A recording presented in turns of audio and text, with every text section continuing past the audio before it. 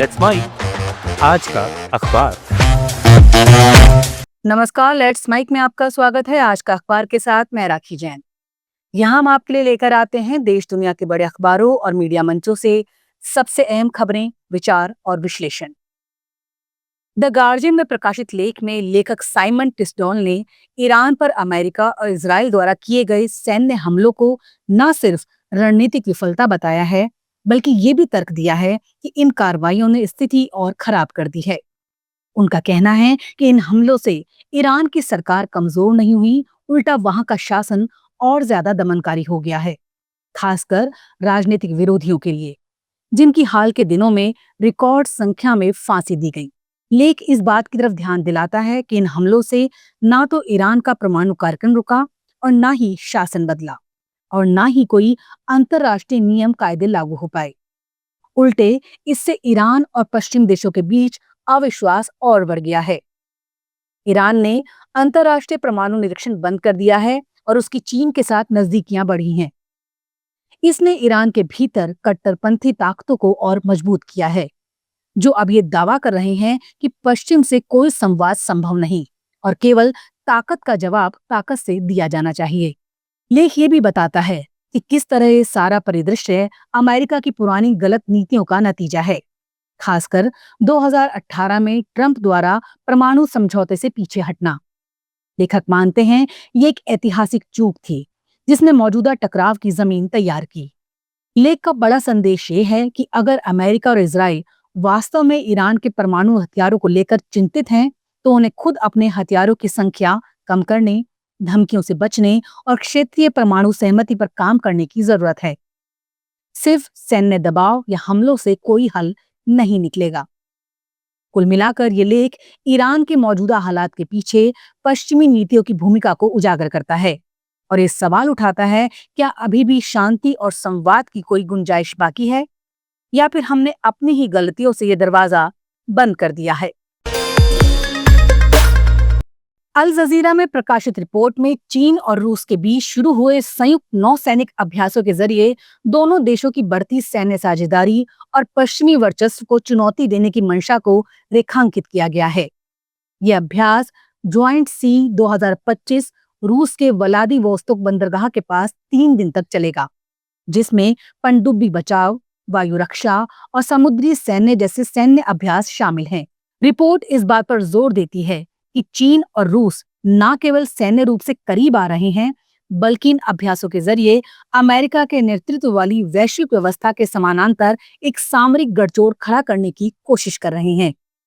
Japan और पश्चिमी देशों के लिए गठजोड़ चिंता का विषय है, क्योंकि ये क्षेत्रीय अस्थिरता को बढ़ा सकता है। रिपोर्ट ये भी दिखाती है कि चीन रूस के यूक्रेन युद्ध को खुले तौर पर समर्थन नहीं दे रहा, लेकिन उसकी आलोचना से भी बच रहा है और खुद को तटस्थ बताता है, जबकि पश्चिम को वह युद्ध बढ़ाने का दोषी ठहराता है। लेख इस तरह के सैन्य अभ्यासों को उस व्यापक रणनीतिक खेल का हिस्सा मानता है जिसमें चीन और रूस अपने अपने हितों की रक्षा के लिए नजदीकी बढ़ा रहे हैं और अमेरिकी प्रभाव को संतुलित करने की कोशिश कर रहे हैं। द न्यूयॉर्क टाइम्स में प्रकाशित लेख में एयरपोर्ट लाउंज की बढ़ती हुई लोकप्रियता और खोखली हो चुकी चमक पर सवाल उठाया गया है, जो कभी खास होने का अनुभव देने के लिए बनाए गए थे। लेखक अपनी निजी यात्रा के अनुभव से शुरुआत करता है, जहां वो भारी उम्मीदों के साथ लाउंज पहुंचता है, लेकिन वहां उसे भीड़, सीमित जगह, साधारण खाना और थकाऊ माहौल का सामना करना पड़ता है और तब खुद से पूछता है, आखिर वो यहाँ इतना आना क्यों चाह रहा था। लेख का मूल संदेश है कि जब हर कोई विशेष अनुभव पाने की दौड़ में शामिल हो जाए, तो वो अनुभव खुद अपनी अहमियत खो देता है। लाउंज अब पहले जैसे प्राइवेट और आरामदायक नहीं रहे। वो भीड़ भाड़ वाले, शोरगुल से भरे हुए और कई बार आम रेस्टोरेंट से भी कमतर अनुभव देने वाले बन गए हैं। लेकिन इसके बावजूद लोग महंगे क्रेडिट कार्ड, एयरलाइन लॉयल्टी या एक्स्ट्रा फीस देकर भी लाउंज एक्सेस पाने की कोशिश करते हैं, क्योंकि अब ट्रेवल खुद से ज्यादा दूसरों को दिखाने का जरिया बन चुका है। लेख ये भी बताता है कि क्रेडिट कार्ड कंपनियां और एयरलाइंस इस लाउंज कल्चर की मांग से निपटने के लिए नई नई स्ट्रेटेजी अपना रही हैं। कहीं प्रीमियम लाउंज बनाए जा रहे हैं, कहीं गेस्ट लिमिट करने की बात की जा रही है। और वहीं दूसरी तरफ असली फर्स्ट क्लास यात्रियों के लिए एयरपोर्ट्स का अनुभव अब रेस्तरां, जैकुजी, निजी ड्राइवर और विश्व प्रसिद्ध शेफ की डिश तक पहुंच चुका है, जो बाकी यात्रियों के लिए कल्पना से भी परे है। लेकिन ये नहीं कहता कि लाउंज गलत है, बल्कि पूछता है कि अब वाकई ये सब उस कीमत और उम्मीद के लायक है। क्या हम इस दिखावे की दुनिया में फंस गए हैं, जहां सिर्फ लग्जरी दिखाना ही असली मकसद है? लेख हल्के फुल्के अंदाज में लेकिन एक गंभीर सवाल उठाता है कि अगर हर कोई वीआईपी बनने की होड़ में लग जाए तो फिर वीआईपी कौन बचता है? आखिर में लेखक एकमात्र असली लाउंज अनुभव की बात करता है, अराइवल्स लाउंज में एक लंबी फ्लाइट के बाद लिया गया एक शानदार शावर, जो बाकी सभी दिखावों के मुकाबले कहीं ज्यादा सच्चा और राहत देने वाला था। ये लेख हमें यात्रा के अनुभव की असल जरूरत और बाजार द्वारा बनाई गई चाहत के बीच का फर्क समझने के लिए उकसाता है। डॉन में प्रकाशित संपादकीय में पाकिस्तान की मौजूदा राजनीतिक व्यवस्था और न्यायिक प्रक्रिया पर गंभीर सवाल उठाए गए हैं। लेख का मूल भाव ये है कि देश में लोकतंत्र का ढांचा केवल नाम का रह गया है, जबकि असल में सत्ता और न्याय दोनों पर हाइब्रिड शासन व्यवस्था यानी चुने हुए और गैर चुने हुए ताकतों की मिलीभगत का शिकंजा कसता जा रहा है। विशेष रूप से पूर्व प्रधानमंत्री इमरान खान की पार्टी पीटीआई से जुड़े नेताओं और कार्यकर्ताओं के खिलाफ जो कार्रवाइयां हो रही हैं, जैसे आतंकवाद के आरोप, बगैर पारदर्शी सुनवाई के फैसले और चुने हुए प्रतिनिधियों की जल्दबाजी में सदस्यता रद्द करना, उन्हें लोकतांत्रिक नहीं बल्कि दमनकारी कहा गया है। संपादकीय ये भी इंगित करता है, ये सब एक ऐसे समय में हो रहा है जब देश को लोकतांत्रिक मजबूती की सबसे ज्यादा जरूरत है। लेकिन दुर्भाग्यवश जिन राजनेताओं और जजों ने कभी लोकतंत्र और न्यायिक स्वतंत्रता की लड़ाई लड़ी थी, वही अब सत्ता स्वार्थ के आगे अपने सिद्धांत छोड़ चुके हैं। इस सब का नतीजा ये है कि देश में कानून का शासन कमजोर हुआ है और भरोसा उठता जा रहा है। हालांकि विपक्षी दलों की हालिया मल्टी पार्टी कॉन्फ्रेंस में एक ट्रुथ एंड रिकंसिलिएशन कमीशन की मांग और सभी राजनीतिक दलों के बीच नए चार्टर ऑफ डेमोक्रेसी की पहल पर एक सकारात्मक सुझाव की तरह पेश की गई है। लेकिन संपादकीय इस पर भी संदेह जताता है, क्योंकि खुद पीटीआई और दूसरे राजनीतिक दल अक्सर उन्हीं गैर चुने हुए ताकतों की मंजूरी चाहते हैं जिनके खिलाफ वो आवाज उठाने का दावा करते हैं। लेख मूलतः ये दिखाना चाहता है कि पाकिस्तान का सबसे बड़ा संकट केवल सत्ता की लड़ाई नहीं है, बल्कि उस लोकतांत्रिक सोच की कमी है जो सत्ता में आने के बाद भी संस्थानों को स्वतंत्र और जवाबदेह बनाए रखने की प्रतिबद्धता दिखाए।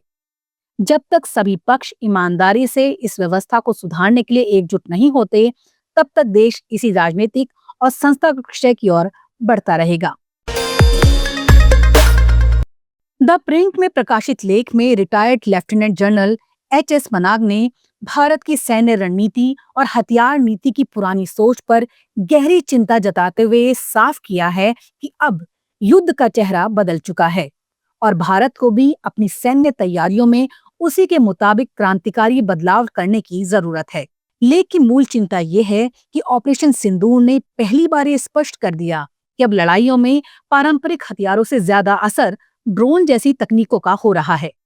खास तौर पर सस्ते, छोटे और घातक ड्रोन अब युद्ध के मैदान पर निर्णायक भूमिका निभा सकते हैं। लेख में बताया गया है कि पाकिस्तान ने बड़ी संख्या में ड्रोन तैनात किए, लेकिन वो तकनीकी रूप से इतने सक्षम नहीं थे कि वो भारतीय रक्षा प्रणालियों को गंभीर नुकसान पहुंचा सके। वहीं भारत के पास अत्याधुनिक ड्रोन थे, लेकिन उनकी संख्या इतनी कम थी कि वो पूरे सैन्य ऑपरेशन को निर्णायक रूप से नहीं बदल सके।